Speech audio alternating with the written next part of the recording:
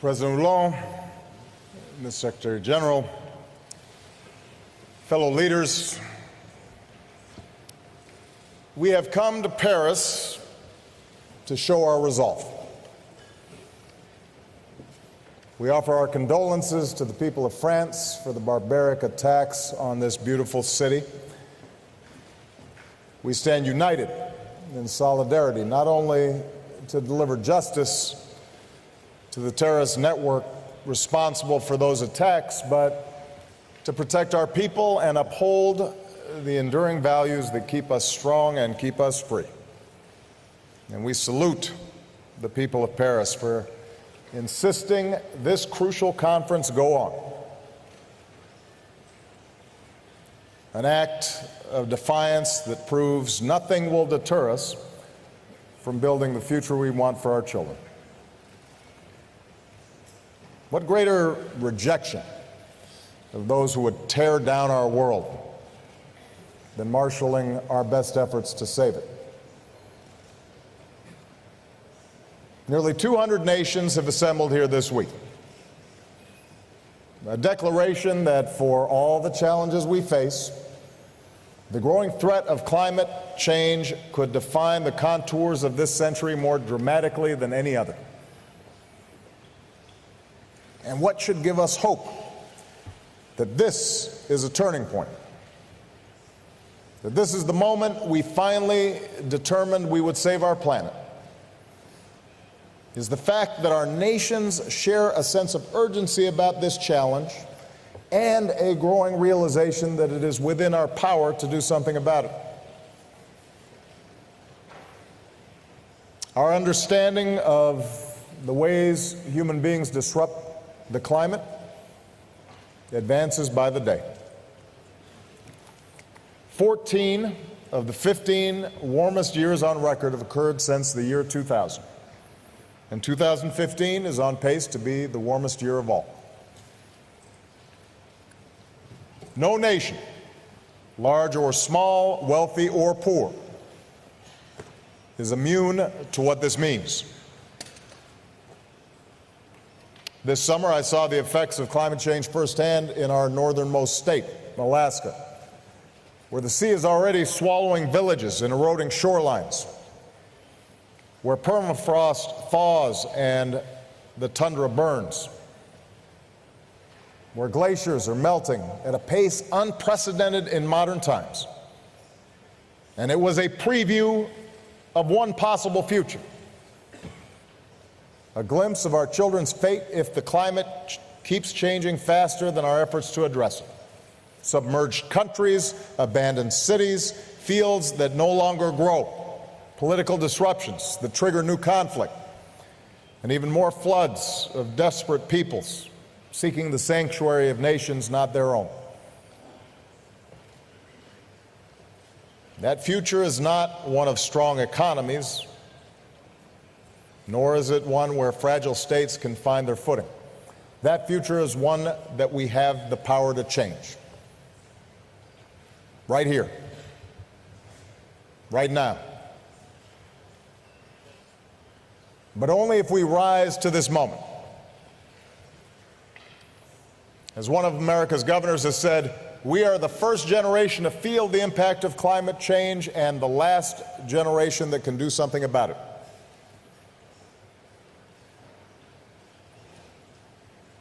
I've come here personally as the leader of the world's largest economy and the second largest emitter to say that the United States of America not only recognizes our role in creating this problem, we embrace our responsibility to do something about it. Over the last 7 years, we've made ambitious investments in clean energy and ambitious reductions in our carbon emissions. We've multiplied wind power 3-fold, solar power more than 20-fold, helping create parts of America where these clean power sources are finally cheaper than dirtier conventional power. We've invested in energy efficiency in every way imaginable. We've said no to infrastructure that would pull high-carbon fossil fuels from the ground And we've said yes to the first ever set of national standards limiting the amount of carbon pollution our power plants can release into the sky. The advances we've made have helped drive our economic output to all-time highs and drive our carbon pollution to its lowest levels in nearly 2 decades. But the good news is this is not an American trend alone. Last year, the global economy grew while global carbon emissions from burning fossil fuels stayed flat. And what this means can't be overstated. We have broken the old arguments for inaction. We've proved that strong economic growth and a safer environment no longer have to conflict with one another. They can work in concert with one another. And that should give us hope.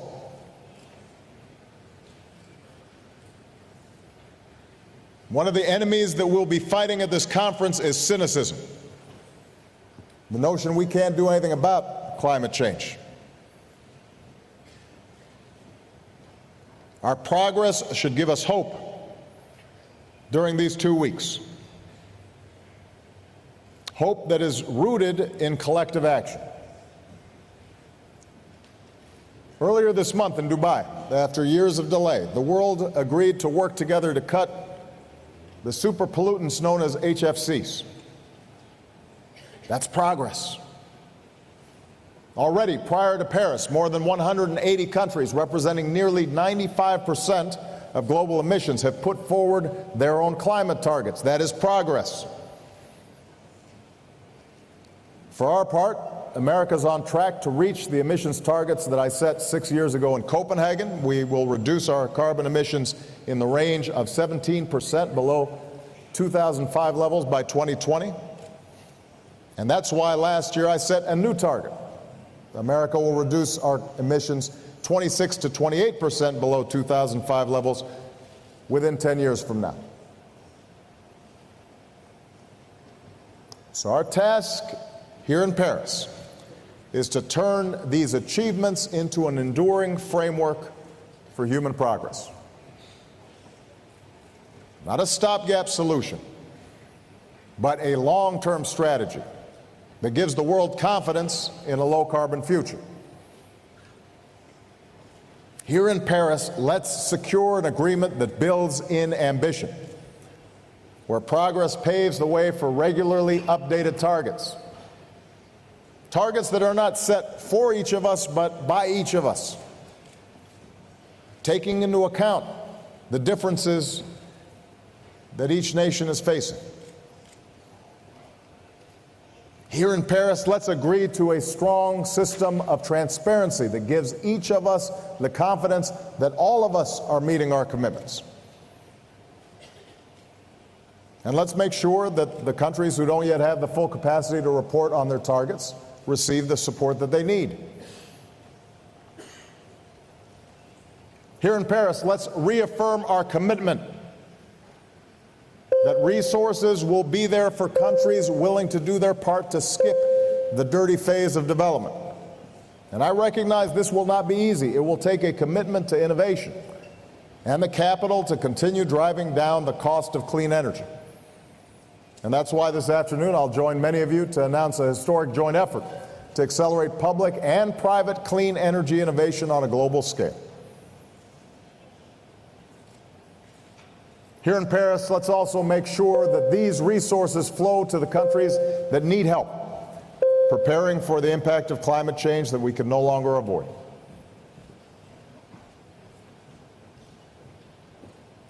We know the truth that many nations have contributed little to climate change, but will be the first to feel its most destructive effects. For some, particularly island nations whose leaders I will meet with tomorrow, climate change is a threat to their very existence. And that's why today, in concert with other nations, America confirms our strong and ongoing commitment to the Least Developed Countries Fund. And tomorrow we'll pledge new contributions to risk insurance initiatives that help vulnerable populations rebuild stronger after climate-related disasters. And finally, here in Paris, let's show businesses and investors that the global economy is on a firm path towards a low-carbon future. If we put the right rules and incentives in place, we'll unleash the creative power of our best scientists and engineers and entrepreneurs to deploy clean energy technologies and the new jobs and new opportunities that they create all around the world. There are hundreds of billions of dollars ready to deploy to countries around the world if they get the signal that we mean business this time. Let's send that signal. That's what we seek in these next 2 weeks. Not simply an agreement to roll back the pollution we put into our skies, but an agreement that helps us lift people from poverty without condemning the next generation to a planet that's beyond its capacity to repair. Here in Paris, we can show the world what is possible when we come together, united in common effort and by a common purpose. And let there be no doubt, the next generation is watching what we do. Just over a week ago, I was in Malaysia, where I held a town hall with young people. And the first question I received was from a young Indonesian woman. And it wasn't about terrorism, it wasn't about the economy, it wasn't about human rights, it was about climate change. And she asked whether I was optimistic about what we can achieve here in Paris and what young people like her could do to help. I want our actions to show her that we're listening. I want our actions to be big enough to draw on the talents of all our people, men and women, rich and poor. I want to show her passionate, idealistic young generation that we care about their future. For I believe, in the words of Dr. Martin Luther King Jr., that there is such a thing as being too late. And when it comes to climate change, that hour is almost upon us. But if we act here, if we act now, if we place our own short-term interests behind the air that our young people will breathe and the food that they will eat and the water that they will drink and the hopes and dreams that sustain their lives, then we won't be too late for them. And my fellow leaders, accepting this challenge will not reward us with moments of victory that are clear or quick. Our progress will be measured differently, in the suffering that is averted and a planet that's preserved. And that's what's always made this so hard. Our generation may not even live to see the full realization of what we do here, but the knowledge that the next generation will be better off for what we do here. Can we imagine a more worthy reward than that?